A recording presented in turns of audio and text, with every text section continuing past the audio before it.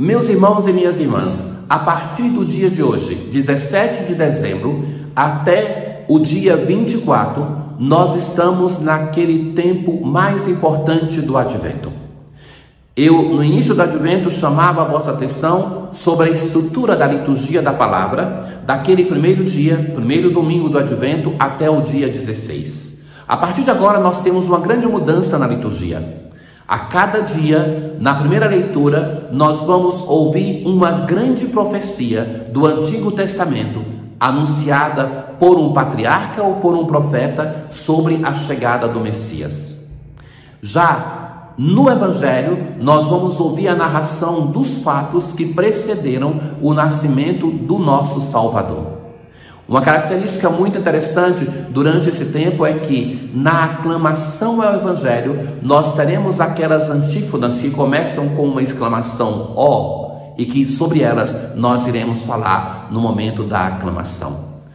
A liturgia de hoje, ela nos apresenta Jesus como um membro do povo de Israel, seja na profecia do patriarca na primeira leitura, como no texto do Evangelho que nós ouviremos de Mateus. Na antífona de entrada de hoje, alegrem-se os céus e exulte a terra, porque o Senhor nosso Deus virá e terá compaixão dos pequeninos.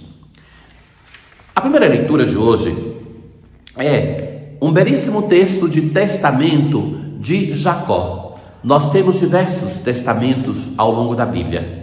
É um gênero literário muito importante, porque é como o momento que o patriarca ou aquela pessoa que está chegando à morte vai deixar um resumo da sua história de relação com Deus e a indicação daquilo que é essencial para os seus descendentes.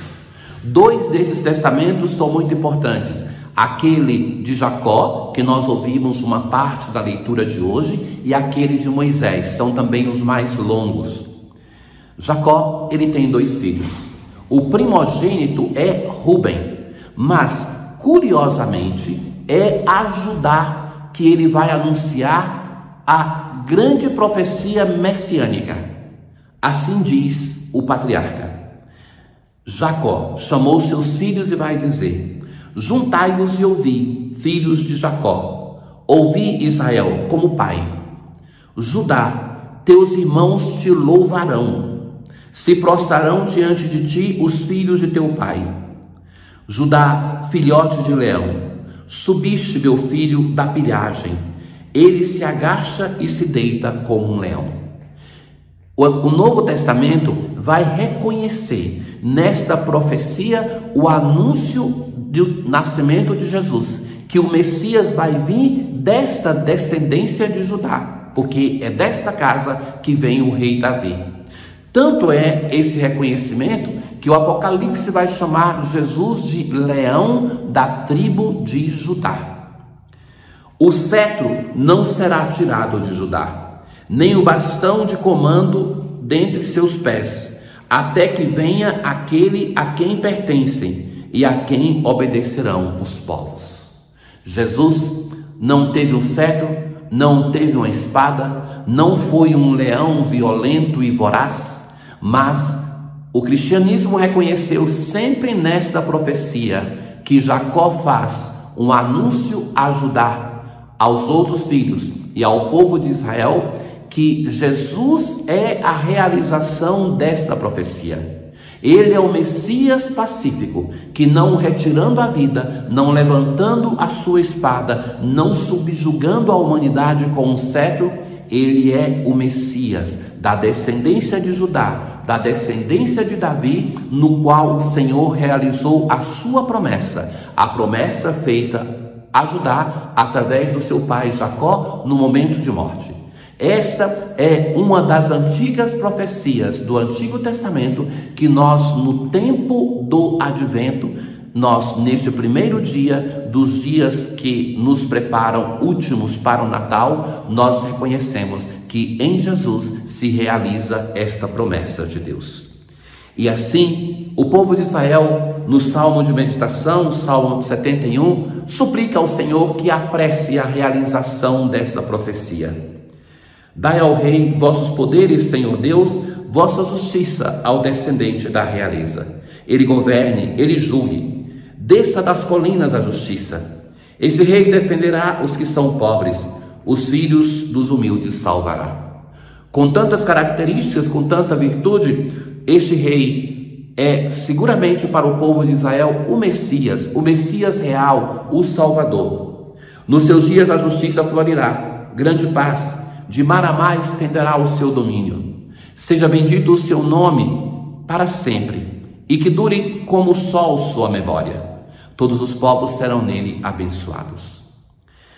E hoje nós nos encontramos com a primeira das profecias, que nós vemos o anúncio de Jacó a Judá. E também encontramos-nos com a primeira das aclamações do Evangelho. Ó sabedoria do Altíssimo, que tudo determina com doçura e com vigor. Ó, vem nos ensinar o caminho da prudência. Veja que interessante, estas 7 antífonas, de hoje até o dia 24, elas todas começam com uma aclamação, com uma exclamação de admiração, ó. E depois vem uma palavra, hoje sabedoria. E a estrutura literária, poética dessas antífonas são tão desenvolvidas que esta palavra com a qual se inicia cada uma das aclamações, se nós pegarmos da última, do dia 24 para hoje, formam em latim a expressão erocras, que traduzida quer dizer, estarei ali amanhã. Esta é a promessa do Senhor, que nós vamos construindo, e hoje ele se nos apresenta como a sabedoria. A sabedoria na tradição bíblica é aquela que está ao lado de Deus, que está sempre com Deus, que se identifica como o próprio Deus, que depois é apresentada ao povo de Israel como mãe, como pai, como esposa, que vai se personificando no livro da sapiência, da sabedoria, e que depois no Novo Testamento se torna a ação do próprio Espírito Santo. É a sabedoria que se identifica com o Filho, com este que vai chegar, com o Verbo que se está para encarnar. E sobretudo no prólogo do Evangelho de São João, é identificada como a palavra eterna de sabedoria, que é Deus, que está junto com Deus. É essa que está para chegar e que nós suplicamos, vem nos ensinar o caminho da sabedoria, o caminho da prudência. No Evangelho de hoje, nós temos uma das genealogias de Jesus, aquela de Mateus. Existe uma outra no Evangelho de Lucas. Se nós compararmos uma com a outra, elas não têm nenhum ponto em comum. Porque essa genealogia, mesmo que para o povo de Israel era muito importante saber de onde veio, saber da sua história, não é tanto uma genealogia documental histórica, mas é teológica. Ela salta de modo irregular de pessoas a pessoas e que tem uma intenção teológica do autor Mateus. Primeiro, mostrar a ligação de Jesus com Davi, mas mais que isso, com Abraão como fundamento, com o sofrimento do povo de Israel na Babilônia, para dizer que Jesus é a realização de toda a promessa feita a Israel. E não somente isso, estranhamente, nós encontramos na genealogia aquilo que é em comum, o nome de 5 mulheres. Dessas 5 mulheres, nós temos 3 que não são um modelo de vida moral, de vida de santidade.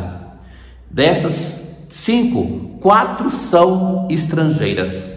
E 5, inclusive Maria, se tornaram mães de um modo inusitado, de um modo não esperado.